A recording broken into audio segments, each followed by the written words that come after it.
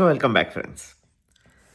इतना सारा ऑयल की वजह से धमाका हुआ है, इतना सारा परेशानी देश को उठानी पड़ी है। आज भी डोमेस्टिक गैस सिलेंडर्स के भाव बढ़ा दिए गए 29 रुपए। तो there is a lot of effort that needs to be put towards renewable energy for a country like India, because it is and not only that. 2 दिन पहले अंडमान में काफ़ी अच्छी गैस की डिस्कवरी हुई है by oil India. That shows कि कितना पोटेंशियल है। मेरे तो ख्याल से अगर मुझे पूछा जाए कि सबसे ज़्यादा एफर्ट्स इंडिया में कहाँ डालने चाहिए, इंफ्रास्ट्रक्चर से भी ज़्यादा इस वक्त ऑयल ड्रिलिंग में डालना चाहिए, क्योंकि ये बहुत। और दूसरा तो रिन्यूएबल एनर्जी है ही है, दोनों इम्पॉर्टेंट है। लेकिन ऑयल के सिवा इतनी तकलीफ़ हुई है कि, और ये फिर भी हो सकती है फ्यूचर में।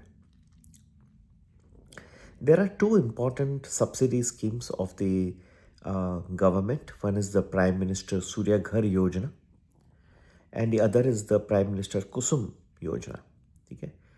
The Prime Minister Surya Ghar Yojana targets the installation of rooftop solar units on 1 crore households. और ये प्रधानमंत्री नरेंद्र मोदी जी की एक पेट योजना है. It offers every beneficiary free electricity up to 300 units every month and cash subsidy for equipment. और दूसरी जो है प्रधानमंत्री किसान ऊर्जा सुरक्षा एवं उत्थान महाअभियान, ये फार्मर्स के लिए एम्ड है कि उनको स्मॉल सोलार प्लांट्स उनके जो अनयूज्ड लैंड है उनके ऊपर लगाने के लिए, और इंस्टॉलेशन ऑफ ग्रिड कनेक्टेड और stand alone solar water pumps for irrigation. ठीक है.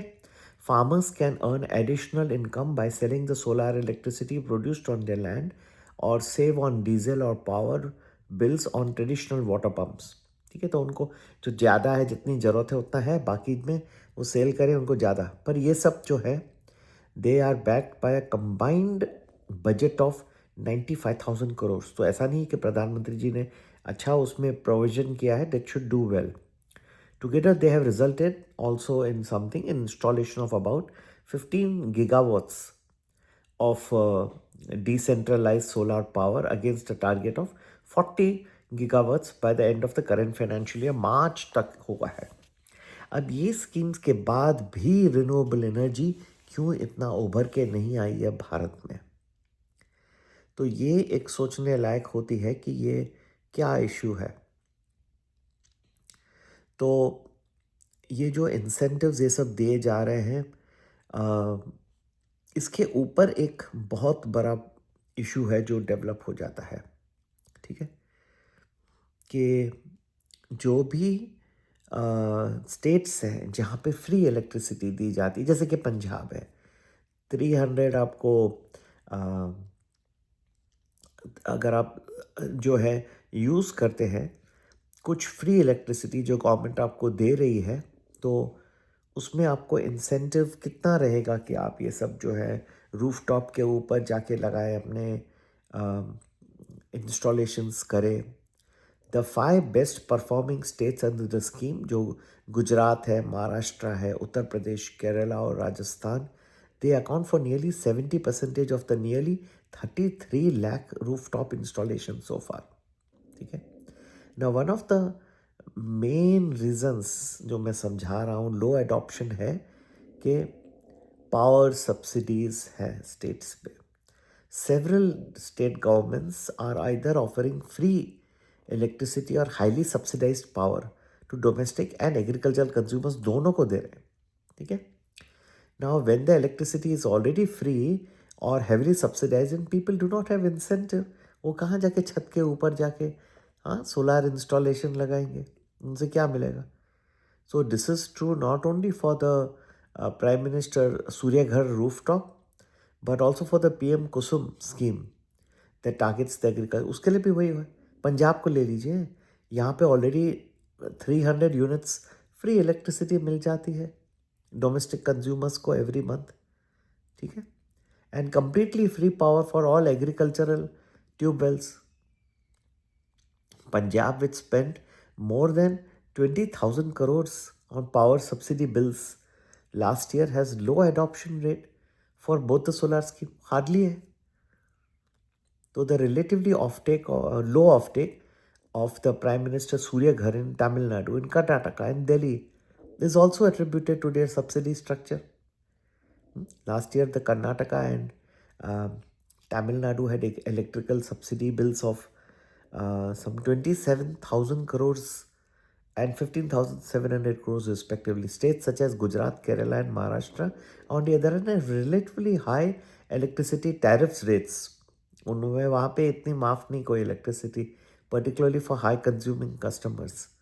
So the estimates committee जो है parliament की, it has flagged this issue. And in a recent report on the progress of these two schemes, उन्होंने सब समझाया है कि committee wanted to know the reasons for the low adoption of Prime Minister Surya Ghar in some states. It was told by the Ministry of New and Renewable Energy that one of the primary reasons was the free electricity already being offered. तो जो elections को जीतने के लिए जो steps लेती है कोई पार्टीज, लेकिन वो रियलाइज नहीं कर रही है कि वो देश के हित के अगेंस्ट जा रहा है. देश का हित है कि आप इस वक्त रिन्यूएबल एनर्जी को अडॉप्ट करें. अडॉप्ट नहीं कर सकते क्योंकि अगर आपको फ्री मिल रहा है तो आप क्यों ये सब दिमाग ख़राब करोगे, सब लगाओगे, फिर गवर्नमेंट को इंसेंटिव के लिए अप्लाई करोगे, फिर इंसेंटिव मिलेगा. सब मुफ्त में मिल रहा है, फ्री फंड का सब आ रहा है, तो मेहनत करेगा क्यों. आज हर इंसान को एक चाहिए कि परफॉर्मेंस ओरिएंटेड हो. आप परफॉर्मेंस दो, पैसे बनाओ. परफॉर्मेंस ही नहीं है तो पैसे बनाओगे क्या. या तो परफॉर्म करो या ना करो, बैठे बैठे खाओ. इलेक्ट्रिसिटी फ्री में मिल रही है, तो ऐसा जो इलेक्शंस के लिए जो कर रहे हैं कोई पार्टीज, वो देश के हित के अगेंस्ट जा रहा है. एग्जाम्पल है. और अंडमान में जो डिस्कवरी हुई, बहुत मुझे खुशी हुई. मैं ज़रूर चाहूँगा कि और भी एफर्ट्स प्रधानमंत्री जी के अंडर लगाए जाएं, और श्योर हूँ मैं कि लगाए जाएंगे कि ऑयल भी मिले, दोनों साथ साथ चले. कुछ फॉसिल फ्यूल भी का परफॉर्मेंस हो और कुछ रिन्यूएबल एनर्जी भी साथ में मिले. और तीसरा ये जो है फ्री इलेक्ट्रिसिटी देना, फ्री मिक्सर देना, ग्राइंडर देना.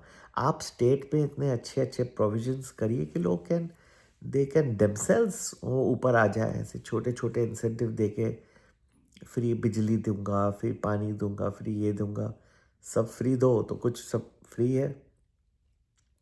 आपको ऊपर बहुत जल्दी आना है. और ये वेस्ट एशिया का क्राइसिस ने बहुत बड़ा लेसन सिखाया है. नमस्ते, जय.